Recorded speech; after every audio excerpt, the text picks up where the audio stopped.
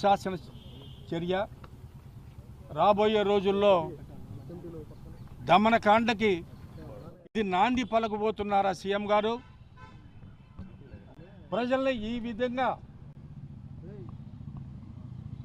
ఒక విధమైన కోమాలోకి తీసుకొచ్చి ప్రజలందరూ తన్నుకుంటూ ఉంటే చూద్దామని చూసే ఆలోచన ఏమైనా ఉందా మీకు ప్రభుత్వానికి?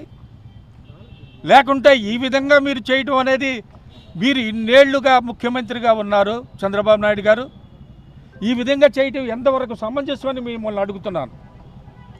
ఓకే, మేము అంతకు ముందున్న మా ప్రభుత్వంలో క్యాబినెట్ కమిటీలో మేము తీర్మానం కూడా జరిగింది. 2 ఎకరాల స్థలాన్ని కేటాయించడం జరిగింది.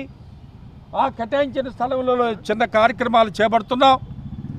దానికి గాను మేము అన్ని పర్మిషన్స్ కానీ అన్నిటికి కానీ మేము అప్లై చేయడం జరిగింది.